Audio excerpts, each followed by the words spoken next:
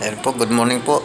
At ako'y hindi mapigilang hindi maluha at ako'y masayang masaya po kasi ako'y andito muli sa Almo sa ospital at ako po ay muling magkakaroon po ng chemo treatment. Ito po ay last na at ako po masayang masaya. Ako'y hindi mapigilang hindi ako maluha at ako'y masayang masaya talaga kasi lahat po ng mga staff dito, nurse, pati doktor, masaya-masaya po sila kasi nalagpasan ko na ang ika nga naglagay sa akin sa bingit ng kamatayan. Kaya po ako masaya-masaya ngayon. Yeah.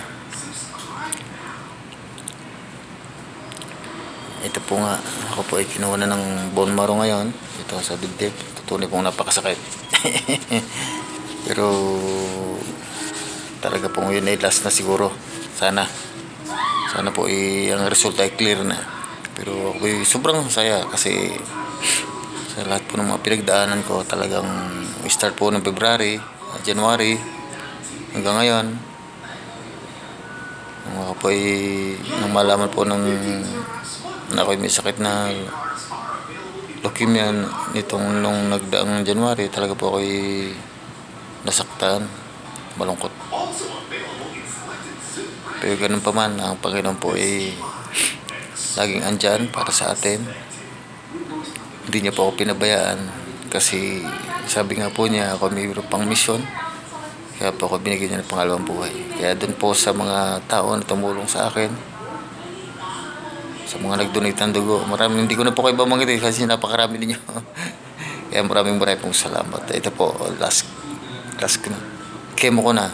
Ngayon po ay araw ng Martes. 5 days po ito. Start po ngayong gabi, makikemo ako.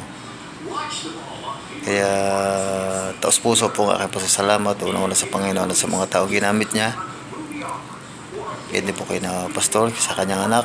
Kaya ako po sila nakilala kay Ate Angie, kay Ate Sara, kay Pastor John, sa mga kapatiran sa pananampalataya.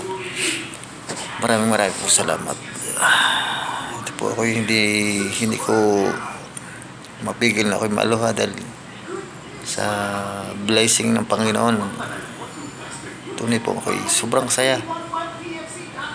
Wala pong pagsidda ng aking saya kasi ako po'y makakauwi at makikita ko na mayayakap po na aking pamilya. Sobrang saya. Ito po ang aking pagluha ay tears of joy po. Kaya nga kagaya nga po nung nasabi ko sa aking mga ginawang video, dun po sa mga nakararanas ng iba't ibang mga pagsubok sa buhay, huwag po tayong panghihinaan ng loob. Pagkus tayo nga po ay lumapit sa Panginoon, tibayan ng pananalig sa Kanya, lakasan ng loob. Kahit po tayo nandito nag-iisa, kapag tayo po tumawag sa Kanya, wala pong imposible. Kasi ako po yung buhay na patotoo. Kasi ito po ako, talagang ito. Pintog na mukha, may buhok na. Ika nga ay talagang leukemia survivor po. Kaya marami pong salamat. Din po sa mga nurse na kababayan natin nandito sa Almosa. Maraming pong salamat. Lalo na po sila po ay nagbigay ng konting tulong sa akin. Yun po ay napakalaking tulong po sa akin. Ika nga sabi nila, pagdamutan ko ang kanilang mga konting tulong kasi nga wala na po akong sweldo. Yun po ay malaking tulong po para sa akin. Yun po ay sila po ay hini po ng Panginoon ang kanilang mga puso upang ako'y tulungan, pinansyal. Maraming pong salamat. At doon po sa mga tao na tumutulong pa sa akin na hindi ko po sila kilala, hindi po sila na-meet.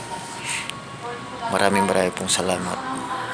Saan man po kayo na panig ng mundo, nasa Taiwan, nasa Qatar, nasa Kuwait, nasa UK, nasa France. Maraming pong salamat. Kaya ito pong video, kutulas na to. Kaya sobrang sarap ng pakiramdam. Kasi ito na po yung pinakahihintay ko na matapos na yung chemo ko. Talagang tunay nga po tayo napakaswerte kasi ang Panginoon ay nandyan. Nga lang po tayo nakakalimot sa Kanya, kaya po tayo ay kumbaga ika nga ay naliligaw ng landas. Tayo nagkakaroon ng mga nakagagawa ng mga pagkakasala sa Kanya. Kaya sana po mapanood niyo po ang video ito na ito po ay buhay na patotoo na ano man po ang ating mga balakid sa ating buhay, mga pagsubok na tinaranas. Huwag po tayong panghihinaan loob. Bagkus tayo po ay tumawag sa Panginoon, ilapit po natin ang buong puso ang ating buong puso po nating ibaba ang ating sarili. Humingi po tayo ng pagpapatawad sa Panginoon kasi napakabuti po ng Panginoon para sa atin. Hindi po niya tayo titiisin. Kasi ako po yung buhay na patotoo na ako po saksi at biktima at nagpatotoo na tunay po ang Panginoon ay napakabuti para sa atin. Muli, maraming pong salamat sa lahat po ng mga tao na ginamit ng Panginoon. Hindi ko na po kayo babanggitin dahil sobrang dami niya. Doon po sa mga nag-a-add po sa akin sa Facebook, maraming pong salamat.